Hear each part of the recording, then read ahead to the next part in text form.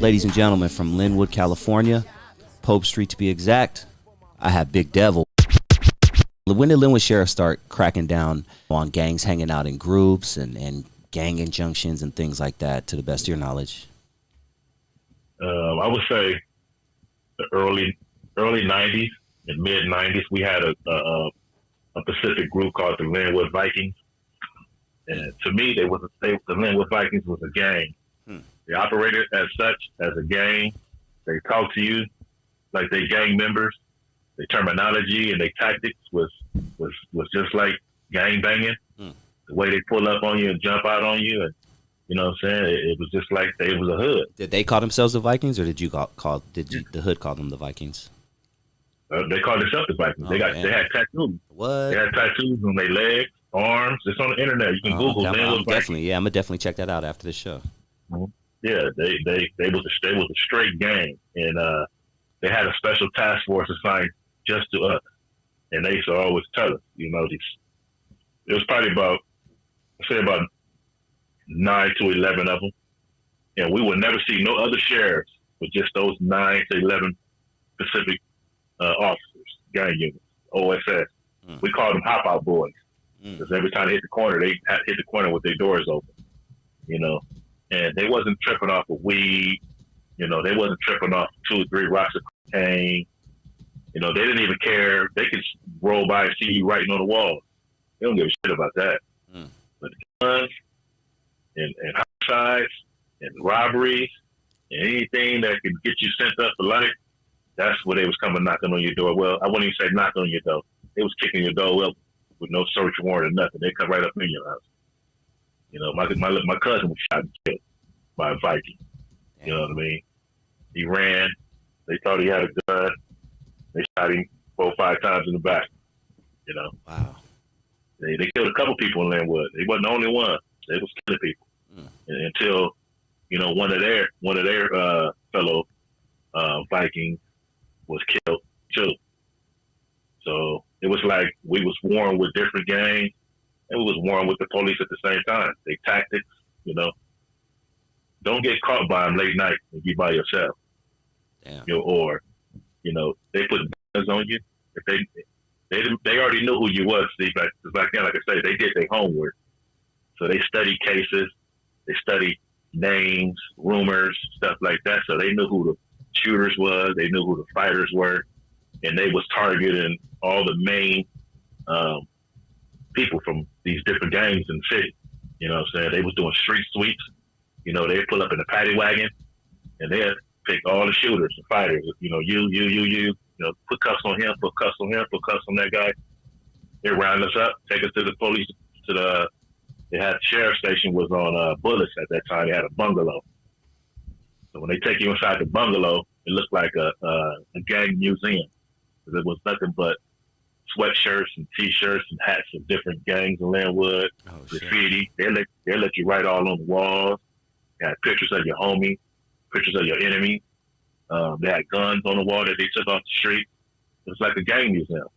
You know what I mean?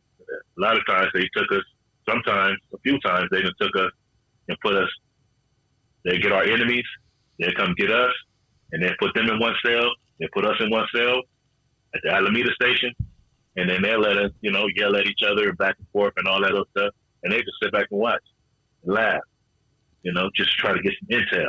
You know what I mean? You know, who's saying what? Who's mad at what?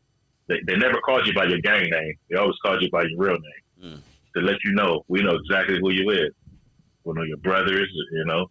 You should trip me out because I was young thinking I was getting away with crimes and stuff because I had two gang names. All my homies, we always had 2 gang names. We always tell them, never give the police your real gang name. Give them your alias. What? So that way, when the police is looking for Young Q, my alias was Young Q, but my gang name was Devil to other gang members. So when the police get me, they say, what they call you? They call me Young Q. So they take a picture of me now. I'm documented as Young Q. But when I go commit a crime, and somebody know me, they go tell the police that Young Q did it. You know what I mean? I take that back. When I go commit a crime, they say Devil did it. So they don't know who Devil is. So they was tripping them out. Like, you know, we're looking for this guy named Devil. You know, we got a description of him, but he describes just like this guy, Young Kid. you know, and a couple other homies they was looking for, you know what I mean? But they could never, figure it out until they started getting homies. Like, wait a minute, you young Q. That's who you is. To show me a picture of myself, and then they put both names, Devil and Young Q. And just like my brother, Dreamer and Nightmare, a couple other homies. So that worked for a couple of years until they figured it out. You know what I'm saying? It was always cat and mouse with them sheriffs. They wasn't no fools. They wasn't stupid. And ultimately they took us all down. They took my whole crew down. Really? Yeah. They pieced some other shit together.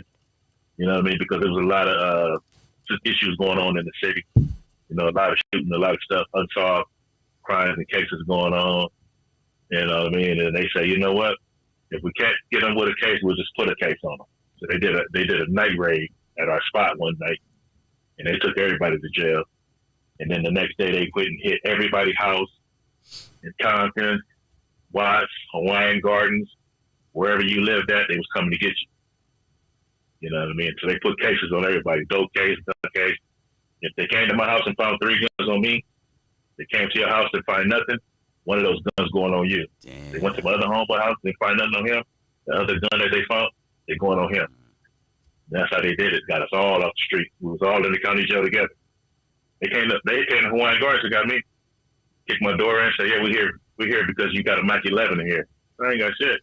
They still took me to jail and booked me for a carjack robbery that happened 6-7 months ago that somebody else did. So, I mean, they tell you, though, what you going to do when you got 35 sheriffs right there, we're going to put a case on you. And they was a gang, so they going to protect each other. You know what I'm saying? Your car outside, they don't need a search warrant to search your car. They just kick your window out. Go all up in your car, tear your whole car up. We found some cocaine right here. That ain't mine. Yes, it is. What you going to do? You had homies fighting homies. You had homies saying this dude snitched, that dude snitched, with no paperwork. You know what I mean? We all in the house together, and they found, a bag of cocaine. You know what I'm saying? And they'll put it on everybody. They'll put 5-6 rocks on you. They'll spread all the dope out. But then when they get you in Alameda, the sheriffs tell you they play these games. They put you all in one cell in the felony tank out of Alameda. Put you in different cells and all that shit. They call you out 2 by 2, 1 by 1, and then they say shit like, they told me the same thing. Hey, your homeboy said that Mac 10 that we found, that's yours. And your other homeboy told me that shooting case, that crime that was committed on such and such a date at this location, he said that you did it. You were the shooter. And to me, I'm already knowing that they playing games, so I'm not saying nothing. I'm not giving no statements. I'm not saying anything. You know what I mean? But you have certain homies going in there believing it. Like, they come back to their cell, hey, God, such that nigga, we go get that nigga. We pulled him up. Like, bro, they playing games with you. Yeah. Until it's on paper that he gave a statement and he signed it. It's in court documents. You can't believe nothing the sheriff say. So you had a lot of homies turning on homies. Whooping on them and everything behind that. Wow. False allegation. Lynwood is right next to Southgate, for anyone out there who doesn't know. It's a section in Los Angeles County, Lynwood, Southgate. Did any of your OGs or people who came before you ever tell you stories about the spook hunters by any chance? Oh, yeah. Yep. What do you know about them? Talk to us about them. For anybody who doesn't know, they were, from what I understand, and correct me if I'm wrong, they were a group of, were they white cops? White boys. Were they white? It was white. So they weren't. White boys. They were white boys. Okay, tell the story. Talk to me about the spook hunters. The spook hunters that came out in 1940, I think it was. It was a Southgate, Downey, and then back then before the sheriff's came, it was just Lynwood police, and they were all white, and they was racist. You know what I mean? And they used to go around attacking black kids, and they would go all the way up to Alameda, attacking all the black kids and everything, and robbing them and jacking them and stuff like that. You know what I mean? So they come back home, all beat up and shit. You know what I mean? And then, that's all he told me about them. And, that's why they started gangs right there in Lynwood, to protect the community. You know what I mean? Because he moved over there and think in like 65, 66. And our hood got started in 1975. He was one of the co-founders. So, school corners was around. Do you know who some of the earlier Lynwood gangs were, even before your set came along? Before we were one of the oldest gangs in Lynwood. Okay, so 75, right? You said. Yeah, we got 75. Even like the Latino, even like the Hispanic gangs. A lot of them have been around for decades. Yeah. Oh. Yeah. Okay. You got the Young Crowds. You got the Lynwood Dukes, Segundos, Rude Boys. They all Lynwood Mobs. There's some old gangs. Then you got some new gangs. You got the Cross-Atlantic Pyrus, stuff like that. In Lynwood specifically, were you around to witness the transition from fist fights to just all-out gunplay, or was that, or when you got started, it was already just all-out gunplay? Yeah, when I got started, it was all-out gunplay. You know what I mean? But I was still brought under the rule, the hands first. Gladiator school. You know what I'm saying? Before I even ever picked up a gun, you know what I mean? I'll use my hand. You know what I'm saying? And that's what we did. We got down and we fought for it. Win, lose, or draw. So it wasn't nothing to walk to school with a black eye, a busted nose, a busted lip. People back then looked at it as a war wound. Like, oh, who you got down with? Oh, I had squad with this dude, woody woo. Nowadays kids are scared to get a black eye, busted nose, so they quick to grab that gun. You know what I mean? Look how they look. They wearing these tight little pants, wearing these fanny packs and purses. They dressing like women. You know what I mean, and stuff like that. They ain't working out. We was working out. We was hitting iron and buffing and shit every day. You go to jail, YA, or camp, or wherever you was going, you coming out kind of stocky. You know what I'm saying? So, fighting was nothing. Fist fight was nothing. Whether you win or lose, you weren't picking up no gun and using it. You know what I mean? But it was a gunplay during that time too. It's hot in the streets right now. We're going backwards. What do you think we're doing wrong, or how could we turn this around before we do get back to 94, where they have to reenact things like a 1994 crime bill? They might have to do that because right now it don't seem like it's stopping, and a lot of that have to do with upbringing. Fathers not being in their sons' lives or their daughters' lives. Opportunity. There's no opportunity out here. You go to jail, juvenile hall, you get out. Where you going? You're going right back to your hood. You know what I mean? There ain't no program, summer program, YMCA, stuff like that we had. Even though we still joined gangs, but we still had some type of hope. You still had some type of person, coming to your school and telling you dangerous about drugs and gangs. We don't got that now. You know what I mean? You got social media. That's the number one thing right there. That's spearheading everything. You know what I mean? To a 13, 14-year-old kid, they're not going outside riding their bikes no more on Christmas. They're right there on their phone on social media. So I think the opportunity is lost because if you give a kid, a young adult, an opportunity to make a living, take care of his kid or his family or whatever, 9 times out of 10, he's not going to think about committing crimes or being involved in gang violence. You know what I mean? Because now he has something to lose.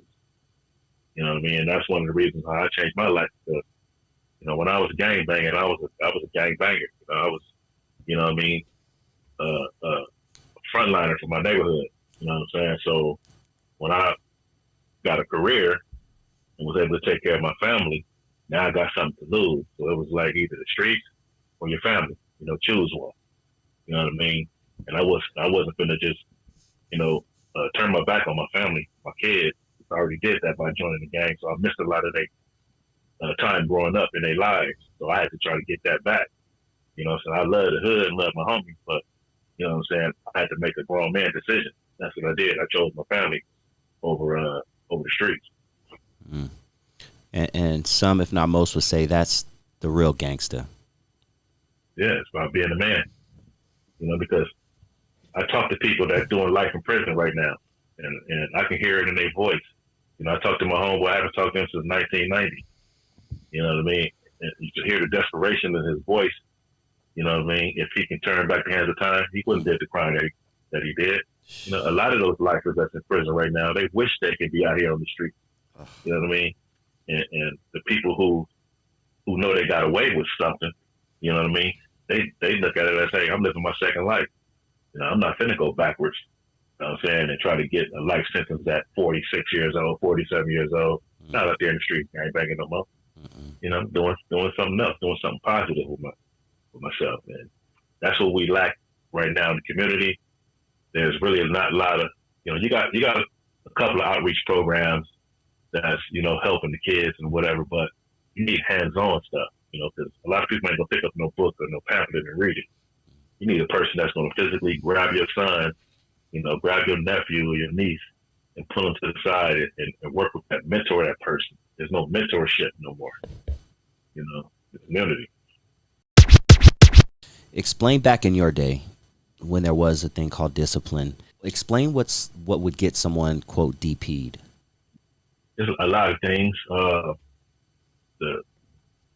Talking to the police to get you DP'd, giving a statement to the police to get you DP'd, doing something foul in the hood, like running out on a homie. When the homie get into a fight and you turn your back and you run out on the homie, so that'll get you DP'd. And not even being and you know, back then you had to be violent. I mean, if you at war with a gang, you're not participating, and you just, you know, quote unquote, just living a normal life while we out here in the trenches, and you coming around, you know, snooping around, and you ain't really, you know, active like that, you know, you're getting DP. You know what I mean?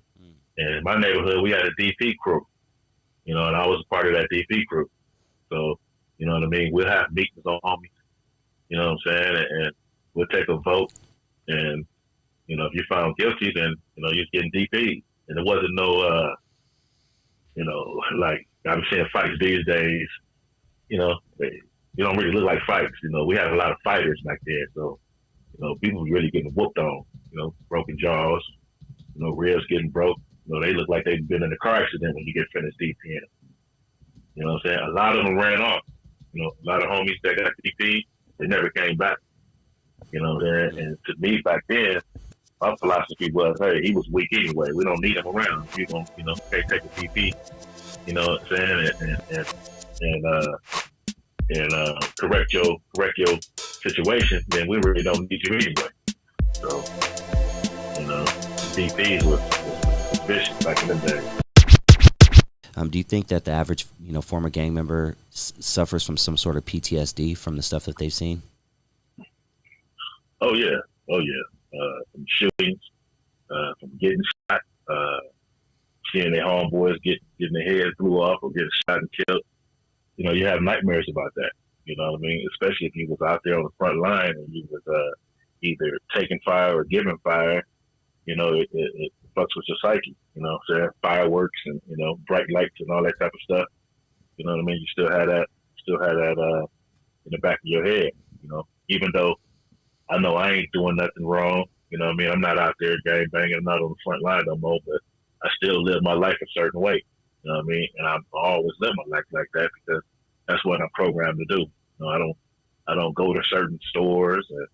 The way I drive, I don't drive too close to the car in front of me. I always leave myself a lead way. I'm always checking all four mirrors. You know what I mean? It's just like the military. You know, you go over there and you're in the military, you know, you see all that murder and killing and stuff like that. You know, you come home, you bring it home. Gang banging was the same way. Yeah. You know? Let me end it with this question. It's kind of a two-part question, but why did you join a gang personally, and what do you think the number one reason is that kids join gangs? Well, I joined the gang because, you know, back then, all my peers, no matter what neighborhood I lived in, all my peers and the kids around the neighborhood was in a gang. So, when you see that and you around that, that's something that you want to be too. You got your friend over here, you got these guys over here saying cuz or blood or whatever. You know what I mean? That's going to attract you. Just like, shoes and toys and bikes and all that stuff. You're going to want what they want. You're going to want what they got. You know what I mean? So it wasn't never no peer pressure for me to join. It was just that, that all my friends in the community was claiming this particular gang. You know what I mean? And I wanted to be a part of that. I wanted to be a part of something because I didn't have no father figure in my life. You know what I mean? I had a father, but he had took ill. So, but I didn't have no grown man in my life trying to steer me in a different direction. So, you know what I'm saying? The closest friends, them going to be the ones. You know what I mean? Mm-hmm. And the way they join now is sometimes it's generational. You have a grandfather, father, and it's going to go all the way down to the son. If they don't break that cycle, it's going to continue to go in that type of format all the way until that kid has his kid, like that. So a lot of it is they join because that's all they know. They grew up in it. Their whole family is from it. Their mother and father, sisters and brothers is from it. You know what I mean? A lot of times, they join. And then you got people that's joining out of fear, out of peer pressure. Like when I joined the gang and we was recruiting members, we was recruiting the kids that was in my neighborhood. So we was basically pressuring them. Like, you're not going to hang down here with us unless you're going to be from here. You know what I'm saying? I can't trust you. You can't say certain things in front of you. I don't want you to be around me if you ain't from where I'm from. You know what I'm saying? So we befriend you. You know what I mean? We welcome you in, and then we put you on the hood. A lot of people didn't want it. You know what I mean? A lot of people turned the other cheek and went the other way, but, 95% of them joined the hood. You know what I mean? And at this day and time, gang banging is played out, really. You know what I mean? Because, now that I look back on it, it's like, what are you killing for? The people that you're killing, that you're beefing with, that beef started way before you was even born. So you really don't even know why you're killing this person. You really don't even know why you don't like that gang. Because that's not your beef. That's your big homie's beef. You just carrying that beef. So you want to die behind something that you really don't even know about. You know what I mean? Like, what you putting your life on the line for? You know what I mean? Because if you die, the G homies, a lot of them ain't going to give a damn about you. Because they don't even know you. Thank you for tuning in to Dusty Vision TV. Please hit that like button if you have not already. And if this is your first time joining the channel and you like what you hear, please hit that subscribe button. And if you enjoyed this video, you just might appreciate this bonus clip I'm about to play for you right now.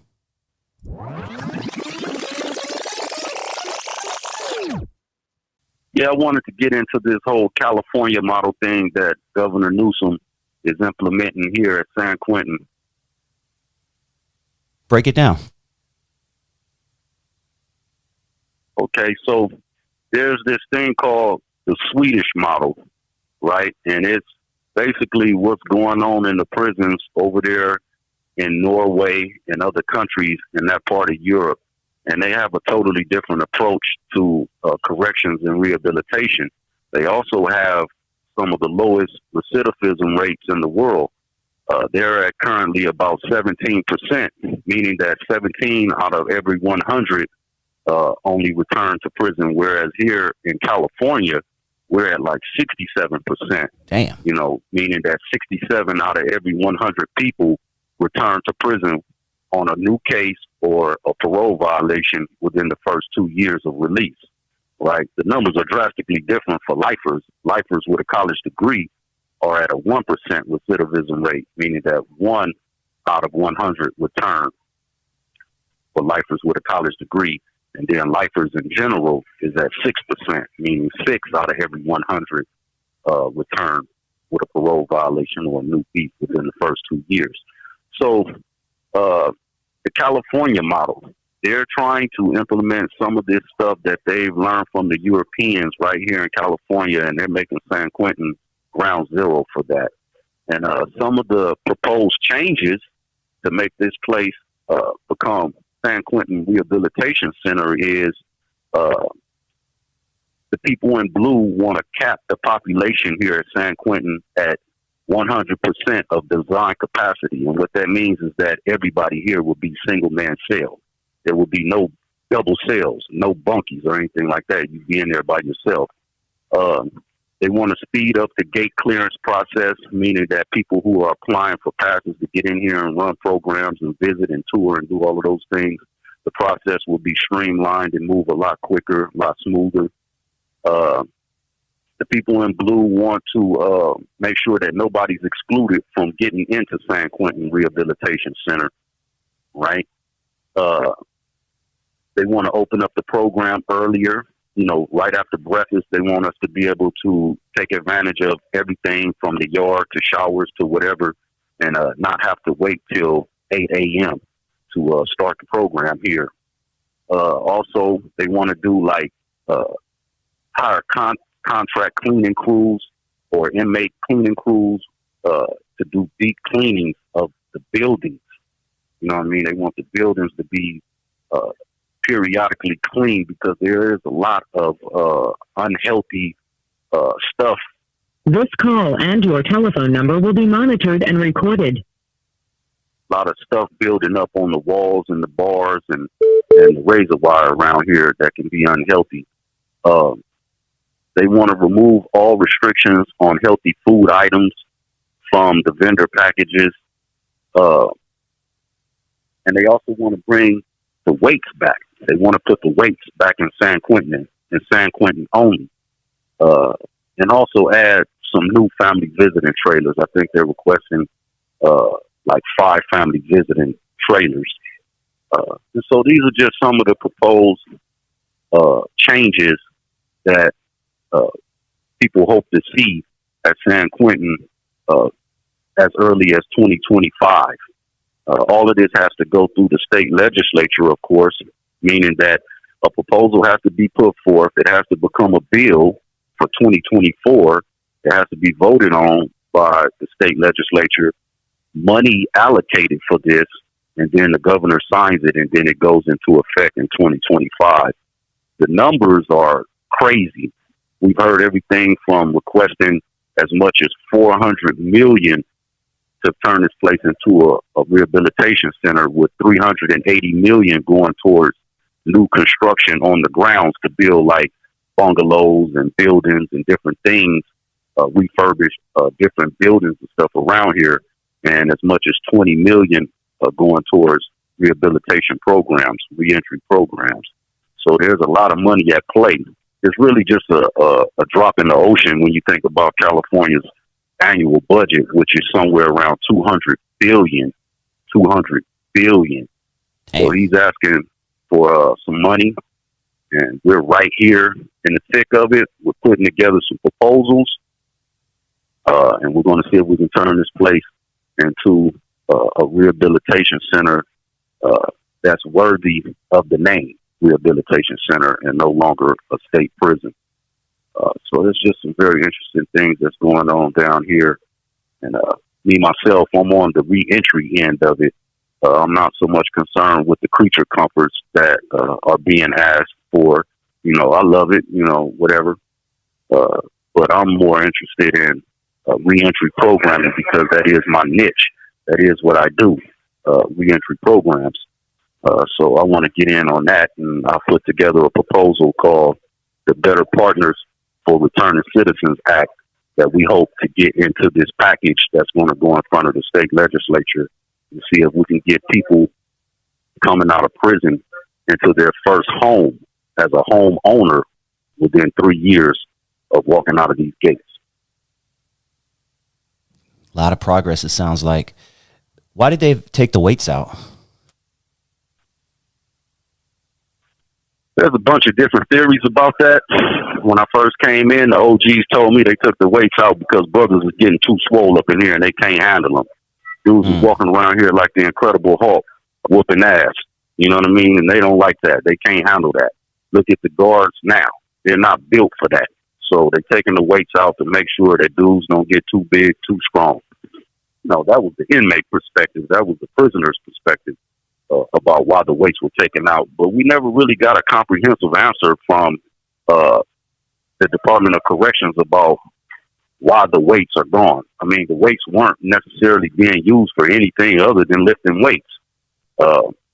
So, you know, there's a couple spots like CMC West that brought back like exercise equipment where you have like stationary bikes and stuff like that, treadmills and stuff like that. But machine weights and free weights have been gone since, I believe, 96, something like that. Right along with the Lifer family visits, the tobacco, the real sugar, and a few other things. Damn. Well, sounds like you're on a road to something different, and hopefully it'll change things in there. Before we head out in a few minutes, I want to talk about the weather. I know it's a weird question, but it's hot as hell out here, man. I mean, summertime it's scorching hot. What does the average prisoner have to deal with, or the average inmate have to deal with in the summertime? I'm assuming they don't really care about the AC. I mean, is it hot, sticky, muggy? Talk to me about what prison is like during the summertime. It depends on what prison you're in and the style. Is it dorm living? Is it cell living? Is it cells that have bars? Is it the cells that have screens? Or is it the cells that have solid doors? Each one comes with its own ups and downs, right? So, and then it depends where the prison is located. A lot of the prisons are located in Southern California anyway, in the deserts. You know what I mean? Calipatria, Centinela, Ironwood, Chuckawalla, Lancaster. You out in the desert, 100 degrees, 115 degrees. I mean, when that door opens for the yard, the unit door, it feels like a furnace just opened on you. And you go out there, man, and it's cooking. You know what I mean? In some of those places, they'll have like water jugs out on the yard where you can fill up your water bottles so that you don't overheat. They have heat alerts to let you know that the temperature is over a certain temperature, and for you to go in if you're taking any type of medication that don't interact well with these temperatures. So they keep you posted, keep you alert about what's going on, and so that you don't have a heat stroke or fall out. But it just depends on where you at. I've been in other prisons where the weather is nice all the time. Donovan down in San Diego, the weather even in the summertime was beautiful. It was great. Pelican Bay in the summertime was lovely when we could get outside. It was beautiful. You know, up here at San Quentin, summertime is nice. I'm right here on the dock of the bay. I'm right here on the water, so we get that breeze coming in. But again, it just depends on where you at. And then when you talk about inside the housing units, all right, dorms are generally more easy to live in during the summer. There's more airflow. You can move around.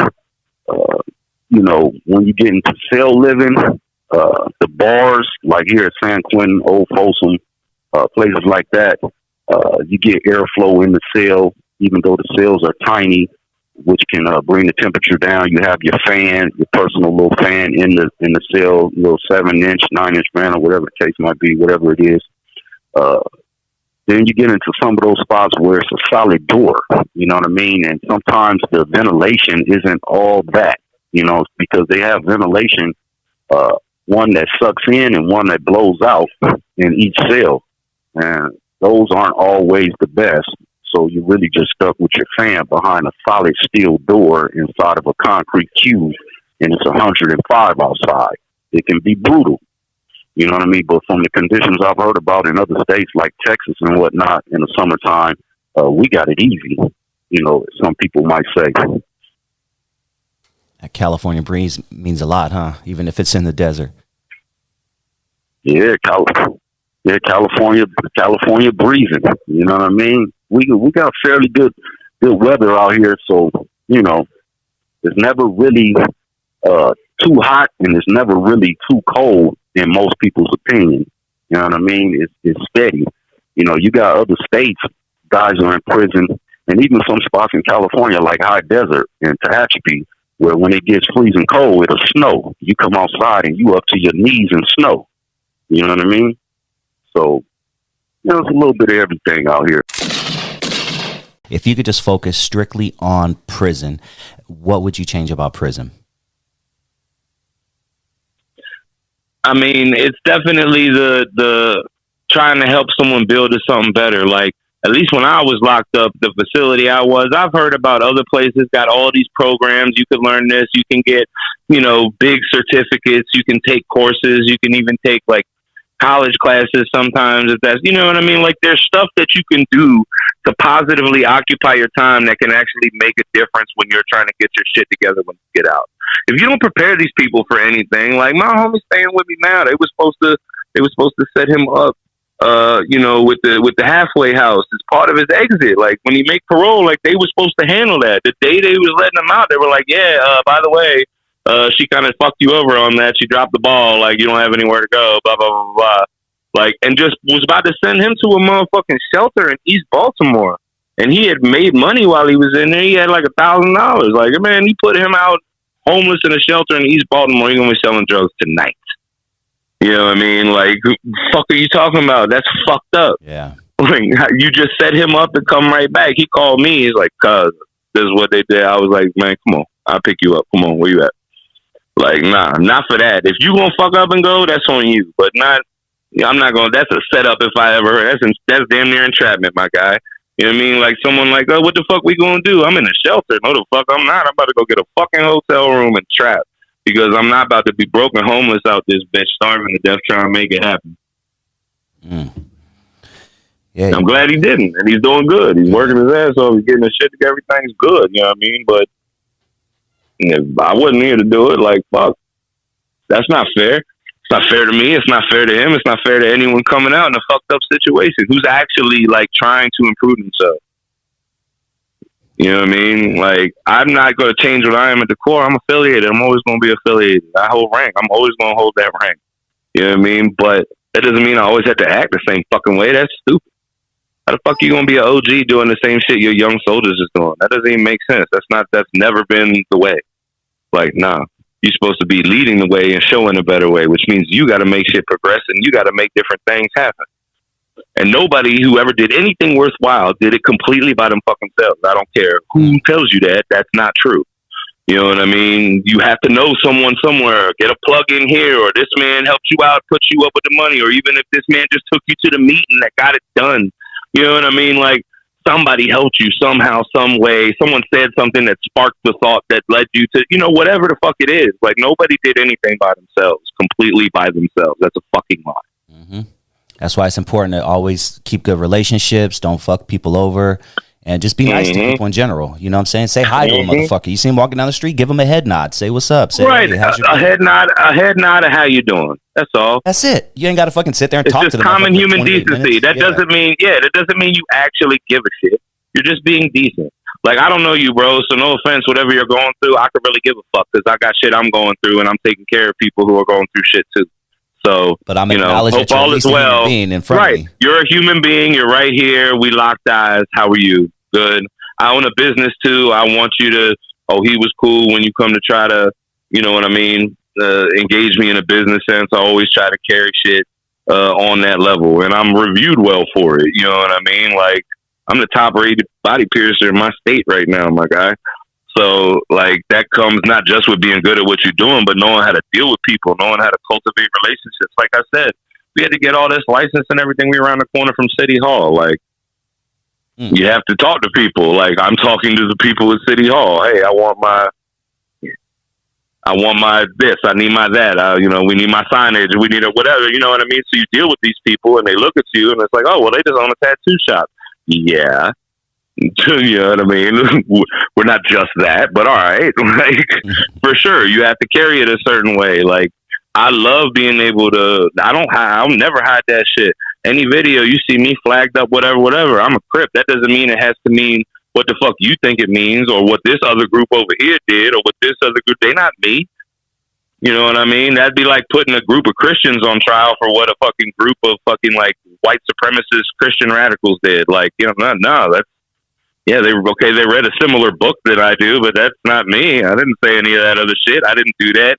I didn't just drive by, shoot up this fucking hit the 4-year-old girl. I didn't do none of that shit. So don't put that on me. Yeah, I'm Crip, and look what I'm doing. I'm trying to build all my fucking homies up. You know what I mean? Just like my big homies did for me. We got a blueprint of ways to make legal money that are good to go and help the community and motherfucking like have people give us respect in and out of the game. You know what I mean? In and out of the street. Like it's not hard to do it. You just have to work.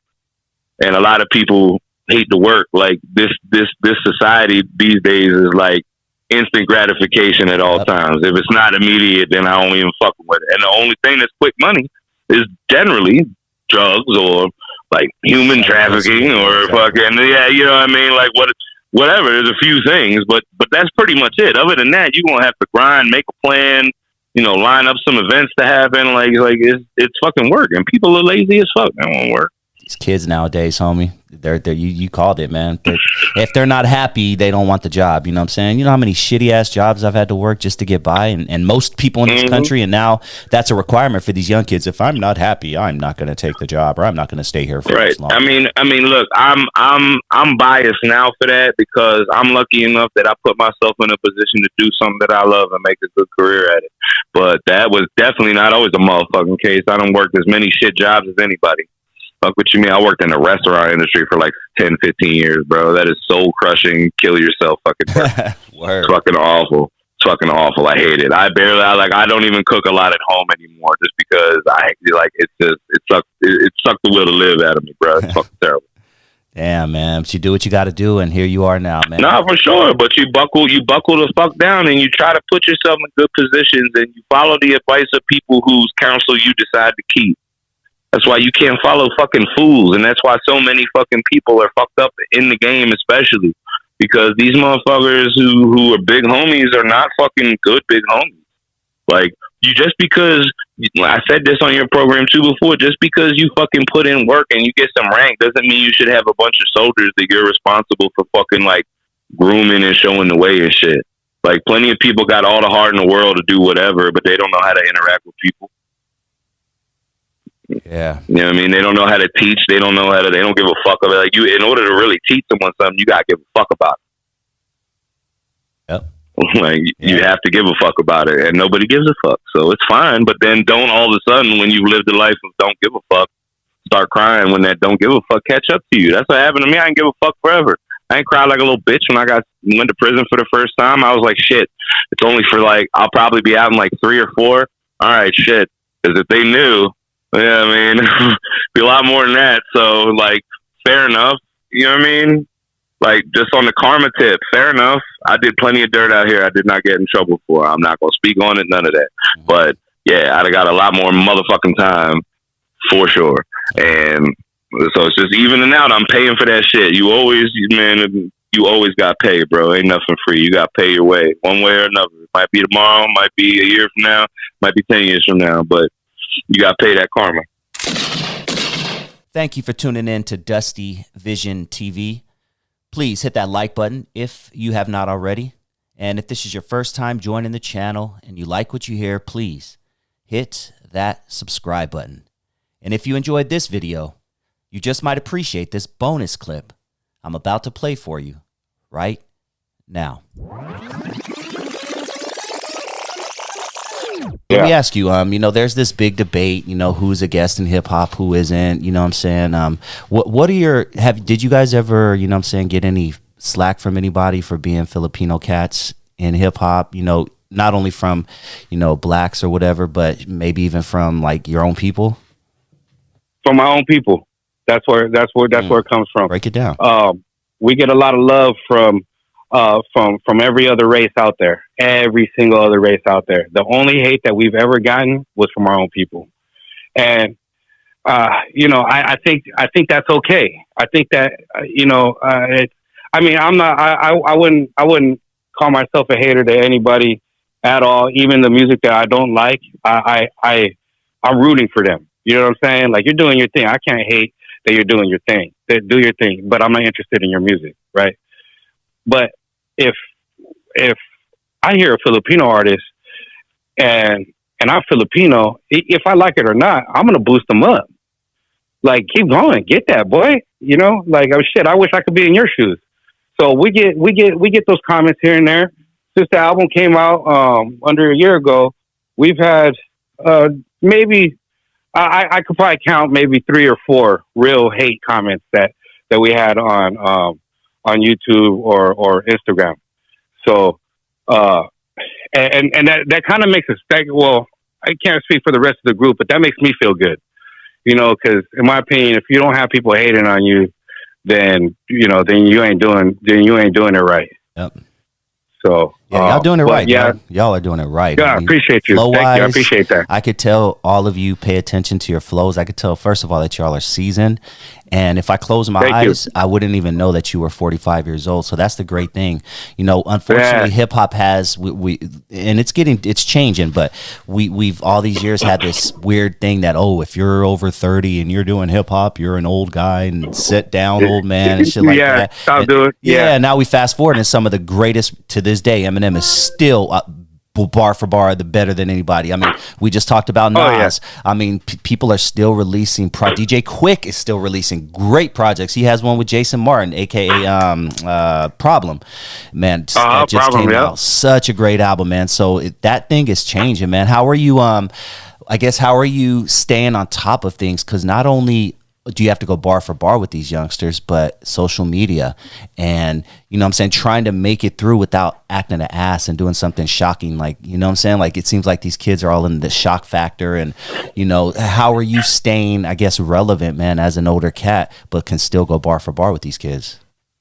I think, to tell you the truth, man, I think it's just me not trying to be who I'm not.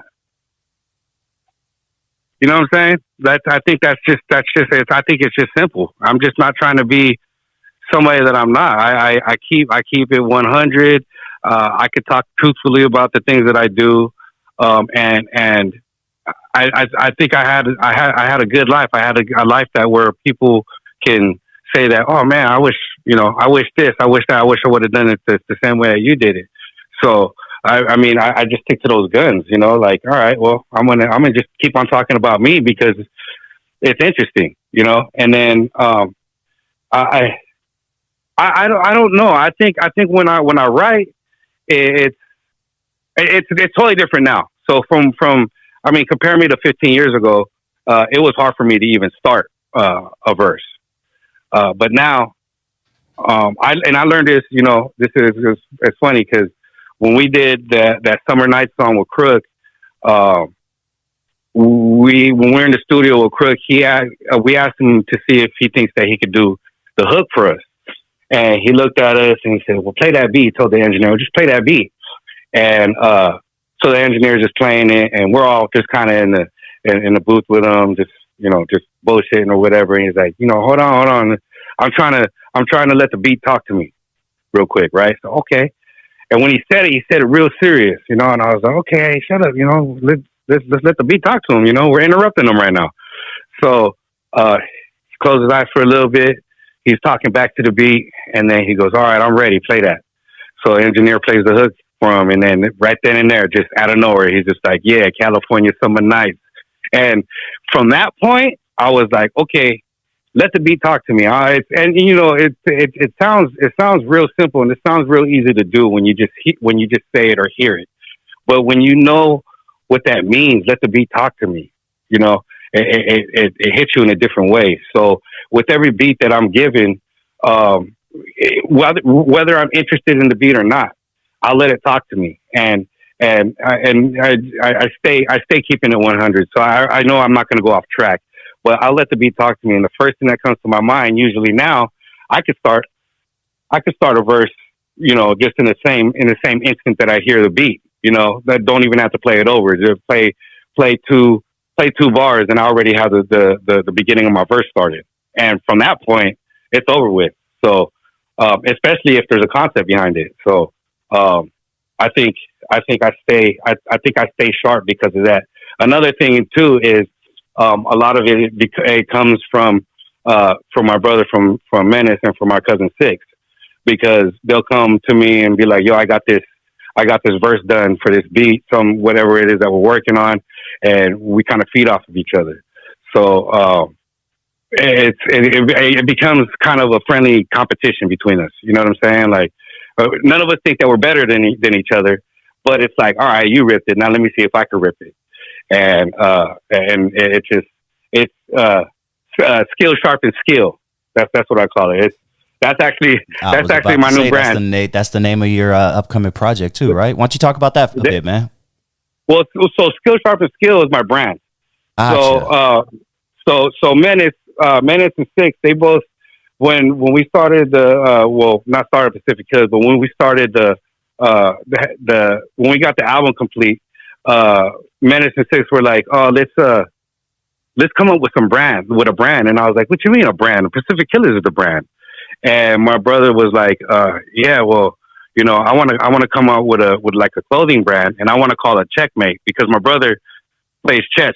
My brother is a monster in chess too. I think I probably beat him once, but I always tell my nephew, I'm never gonna own that one. You know what I'm saying? Because after playing him 1,000 times, right? If I beat him once, I'm not even taking that win. But he's real good at chess, so he named his brand Checkmate. And Six is brand Six, CIX. There's not very many people that's named Six, and then the spelling, it's an easy one to look at. You know what I'm saying? The brand. So his brand is Six. And for a while, since the album came out, Menace been bugging me about what's your brand gonna be? What's your brand gonna be? And here and there, I'll spit out some stupid shit, this or that, or gang, I don't know, some stupid shit. But it would never stick. I'd say it, and they'd look at me and be like, okay, is that what you think you're gonna go with? And I'm like, I guess not. And we was kicking in my garage a couple weeks ago. Six, I think both of them there, Menace and Six were there, and we were talking about our music and how we make each other better. And somebody said "Steel sharpens steel," and then I looked at Six and I said, "Nah, it's skill sharpens skill." And he looked back at me, he was like, "Yeah," and I said, "Oh shit, that's the brand right there." Right away, I went and got the logo made. I'm getting the sole proprietorship on it. That way I can lock it down. So that's skill sharpens skill is my brand that I'm coming out with. So hopefully I can hit the streets with that, and that can grow with the Pacific Killers. If Martin Luther King gave an I Have a Dream speech today, it would go something like this. I have a dream that my people will stop using the terms baby mama and baby daddy to describe the person that they had a child with, for we will not take pride in being ghetto. I have a dream that little 5-year-old girls will not be dancing to Sexy Red music in a classroom while parents and teachers egg them on. For there will be a man in the house who will not allow such nonsense to occur. I have a dream that my people will stop blaming the white man for their problems. Your problems are your problems. No white man created them, and no white man will suddenly make them disappear. I have a dream that my people will stop voting Democrat. The Democrats have done nothing but harm our people and make them dependent on the government to support them. I have a dream. I have a dream that cities like Chicago and Baltimore and Philadelphia will not have 50 shootings a weekend. I dream that we will unify and take over the streets in a positive manner.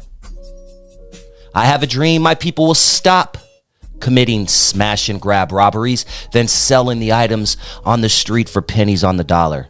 For I have a dream that my people will go out and make an honest living and not rely on thievery. I have a dream that my people will stop looking down on our own kind who speak proper by calling them white. For good punctuation and grammar can get you far in life. I have a dream that we will invest in ourselves and keep the money in our communities instead of giving it away to others like we've done in the past. I have a dream that we will stop eating processed foods I have a dream that we will stop eating fried foods. I have a dream that we will start eating organic and actually caring about what we put into our bodies so we don't suffer from diabetes and other illnesses at an early age. I have a dream that we will teach our women and children how to properly defend themselves in case they are ever put in harm's way. I have a dream. I have a dream that my people will stop embracing the theory that we were brought here from Africa. I have a dream that we will educate ourselves so we can soon understand that we weren't brought here. We were already here, and we were prospering. I have a dream that each of us will study our own family's backgrounds instead of believing his story that was created to psychologically make you believe you are inferior to white people. I have a dream. I have a dream. I have a motherfucking dream. What do you think? What do you think Martin Luther King's thoughts would be on the current state of the, quote, Black American? Would he be happy with where we are? Would he be proud of where we are? Would Martin Luther King say to himself, my dream came true? I don't think he would. Martin Luther King and Malcolm X have always been two people that I've idolized over the years. Martin Luther King a little bit more so. I appreciated his peace approach. I've always been a man of peace, unless you bring me out of that peace, like any man. Like Martin Luther King, I'm sure. But I've always appreciated his approach. As a kid, one of my favorite things about him was when he said, I have a dream that one day we will be judged by the content of our character and not the color of our skin. In 2024, we are not living that way.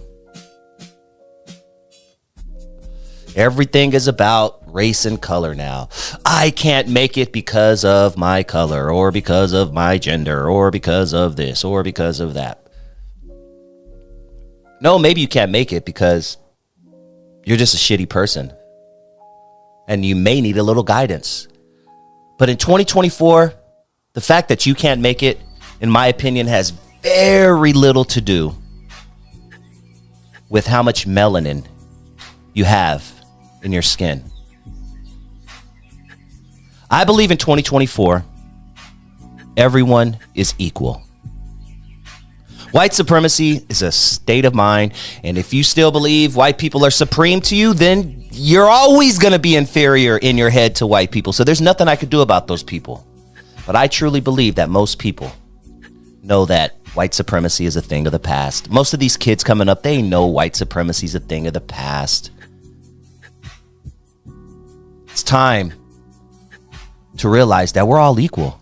We all have the same opportunity. We all have a phone/computer in our hand that we could start a business any day. All of us. There's nothing on Apple doesn't say, oh, black people aren't allowed to start businesses on the phone, or, oh, Mexicans aren't allowed to open a Robinhood account so they can start selling stocks on their phone. No, none of that happens. Everybody is on an evil playing field.